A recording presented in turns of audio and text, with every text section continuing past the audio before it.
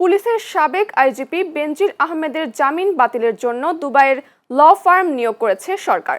রোববার রাজশাহী পুলিশ লাইন্সের সাংবাদিকদের প্রশ্নের জবাবে এসব কথা বলেন স্বরাষ্ট্রমন্ত্রী সালাউদ্দিন আহমেদ।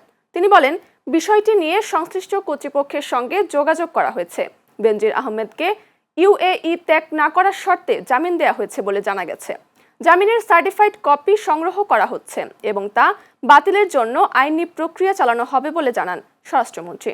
এদিকে দুপুরে প্যান প্যাসিফিক সোনারগাঁও হোটেলে সাংবাদিকদের সঙ্গে আলাপে পররাষ্ট্র প্রতিমন্ত্রী শামা ওবায়দ বলেন, বেনজির আহমেদকে ফিরিয়ে আনার লক্ষ্যে সংযুক্ত আরব আমিরাত সরকারের যোগাযোগ রাখছে বাংলাদেশ সরকার। খুব শিগগিরই তাকে দেশে ফিরিয়ে এনে বিচার সম্পন্ন করা হবে বলে জানান পররাষ্ট্র প্রতিমন্ত্রী। সাবেক আইজিপি বেনজির আহমেদ সংযুক্ত আরব আমিরাতে গ্রেপ্তারের পর শর্ত সাপেক্ষে জামিনে মুক্তি পেয়েছেন। খুবই শীঘ্রই এই অভিযুক্ত আসামিকে বেনজিরকে ঢাকায় বাংলাদেশে ফিরিয়ে এনে তার বিচার কাজ এখানে সম্পন্ন করা যাবে। যুক্তরাষ্ট্র বাংলাদেশের সাথে আরও নিবিড়ভাবে সম্পর্ক গড়তে চাচ্ছে।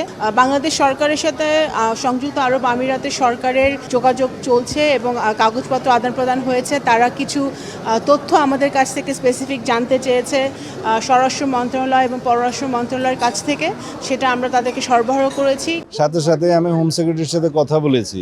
হোম সেক্রেটারি দুবাইয়ের আমাদের যে ইউএই অ্যাম্বাসেডর, তার সাথে কথা বলেছে। আমরা ল ফার্ম নিয়োগ করেছি, কয়েকদিন আগেই ল ফার্ম নিয়োগ করেছি এই বিষয়টা। শুধুমাত্র তাকে ইনস্ট্রাকশন দেওয়া হয়েছে যেন বেইল ক্যান্সেলেশনের জন্য সে পার্সু করবে।